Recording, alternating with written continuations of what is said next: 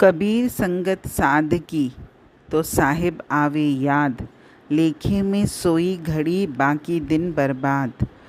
सत्संग वाणियों की शरण में जाने से, सत्पुरुषों की संगत में बैठने से ही हमको परमात्मा की याद आती है। सत्संग वाणियों के अनुसार जिस समय जिस पल हम परमात्मा को याद करते हैं, वही समय वही पल लेखे में है। बाकी का तो सारा दिन और सारा समय सारे पल व्यर्थ चले जाते हैं।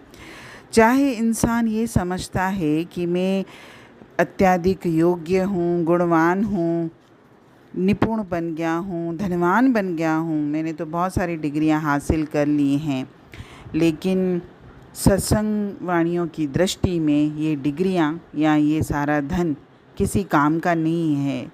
ये समझ, ये बुद्धि, ये ज्ञान, ये चतुराई, ये किसी भी काम की नहीं है, क्योंकि जिस में परमात्मा की भक्ति शामिल नहीं है, वो बुद्धि, वो ज्ञान, वो चतुराई, वो समझ, वो डिग्रियां किसी काम की नहीं हैं।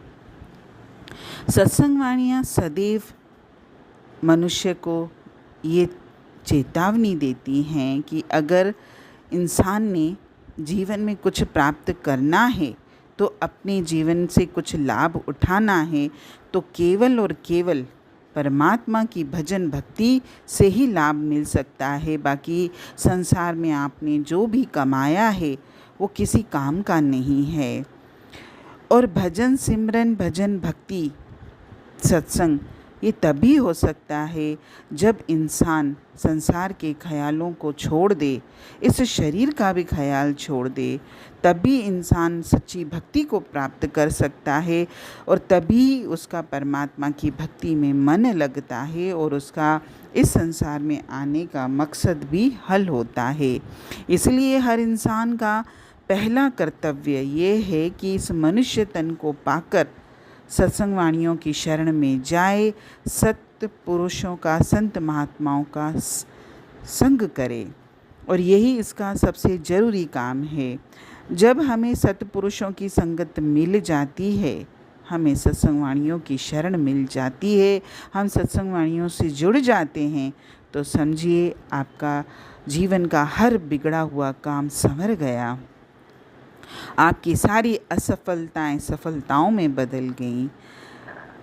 और जो भी सत्संग वाणियों से जुड़े हैं, जो भी परमात्मा के सच्चे दरों से जुड़े हैं, और जहाँ पर सत्संग की गंगा बहती है, उन सब के दिलों पर जो भी व्यक्ति जुड़े हैं, सत्संग का इतना प्रभाव पड़ता है कि उनके जीवन में अपने आप ही परिवर्तन आ जाता है। वो करते कुछ नहीं हैं, केवल सत्संगों की शरण लेते हैं और सत्संग दरों से जुड़ने के बाद अपने आप उनमें परिवर्तन आना शुरू हो जाता है। उनका संसार के प्रति मोह ममता कम होने लगती है, वो शारीरिक सुख भोगों से थोड़ा ऊपर उठने लगते हैं और संसार के ख्यालों से, संसार के व्यवहारों से भी धीरे धीरे उनका मन दूर होने लगता है और उनका ख्याल, उनका मन अपने आप ही परमात्मा के चरणों में लगने लगता है। तो अब अपने आप से ये प्रश्न पूछिए और इस बात पर विचार करिए कि वास्तविक उन्नति हमारी ये है या वो संसार वाली हमारी उन्नति है, जो हमको दुखों के गड्ढे में डाल देती है और हमारे लोक परलोक दोनों को बिगाड़ देती है। और वास्तविक अर्थों में उन्नति है भी यही कि कई जन्मों से बिछड़ी हुई आत्मा सत्संग में आकर अपने परमात्मा से एक हो जाती है।